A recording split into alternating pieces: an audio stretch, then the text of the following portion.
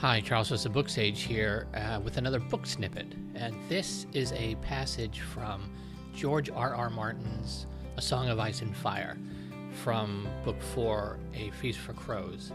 And it is from Brienne's 5th chapter. This is one of my favorite passages in the series so far, and it's known as the Broken Man speech. So I'm going to just read that little book snippet here. If you haven't read these books or are unfamiliar with the story, this really won't give any spoilers away, but it'll give you an idea at Martin's style of writing and just how amazing this book is, and this whole overall story is.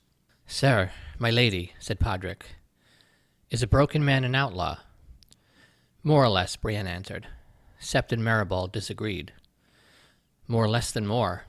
There are many sorts of outlaws, just as there are many sorts of birds. A sandpiper and a sea-eagle both have wings, but they are not the same. The singers love to sing of good men forced to go outside the law to fight some wicked lord, but most outlaws are more like this ravening hound than they are the lightning lord. They are evil men, driven by greed, soured by malice, despising the gods and caring only for themselves. Broken men are more deserving of our pity, though they may be just as dangerous. Almost all are common-born, simple folk, who have never been more than a mile from the house they were born until the day some lord came round to take them off to war. Poorly shod and poorly clad, they march away beneath his banners, ofttimes with no better arms than a sickle or a sharpened hoe, or a maul they made themselves by lashing a stone to a stick with strips of hide. Brothers march with brothers, sons with fathers, friends with friends. They've heard the songs and stories, so they go off with eager hearts, dreaming of the wonders they will see, of the wealth and glory they will win. War seems a fine adventure, the greatest most of them will ever know. Then they get their first taste of battle. For some, that one taste is enough to break them. Others go on for years, until they lose count of all the battles they have fought in. But even a man who has survived 100 fights can break in his 101st. Brothers watch their brothers die, fathers lose their sons, friends see their friends trying to hold their entrails in after they've been gutted by an axe. They see the lord who led them there cut down, and some other lord shouts that they are his now. They take a wound, and when that's still half healed, they take another. There is never enough to eat. Their shoes fall to pieces from the marching. Their clothes are torn and rotting, and half of them are shitting in their breeches from drinking bad water.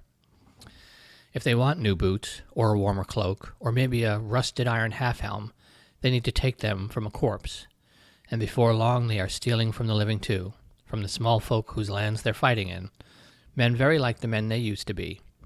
They slaughter their sheep and steal their chickens, and from there it's just a short step to carrying off their daughters too. And one day they look around and realize all their friends and kin are gone, that they are fighting beside strangers beneath a banner they hardly recognize.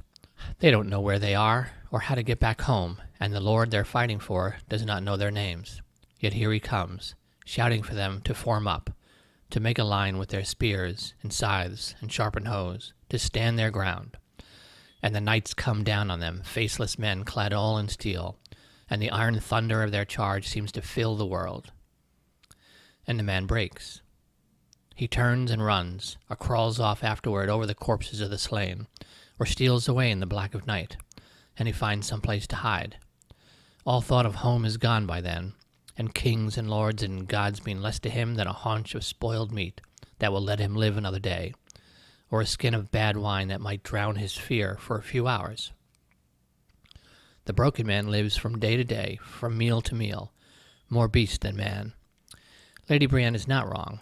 In times like these, the traveler must beware of broken men, and fear them, but he should pity them as well. When Maribald was finished, a profound silence fell upon their little band. Brienne could hear the wind rustling through a clump of pussy willows, and farther off the faint cry of a loon. She could hear Dog panting softly as he loped along beside the septimen's donkey, tongue lolling from his mouth. The quiet stretched and stretched, until finally she said, "How old were you when they marched you off to war?"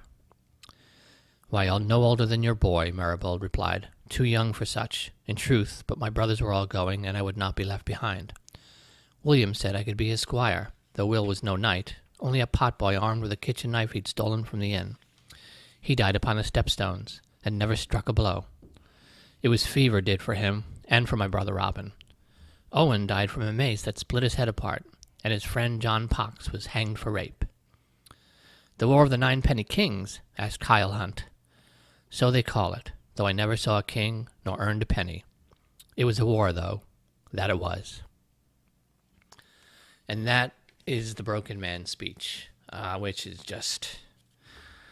It comes probably a little more than halfway through A Feast for Crows, and that little passage sums up in so many ways part of the story that George R.R. Martin is trying to tell here in this series.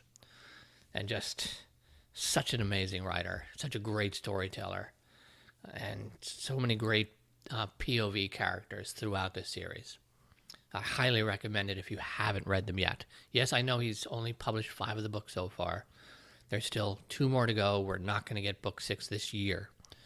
Fire and Blood Volume 1, which is the fuller histories of House Targaryen, is coming out in November of 2018. So we're going to get that as far as Westeros content this year.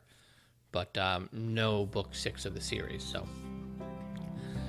But it's well worth reading. I am looking forward to doing another reread of this series, probably in 2019, gearing up for the next book. But that's The Broken Man, and I am Charles of SirBookSage. Happy reading.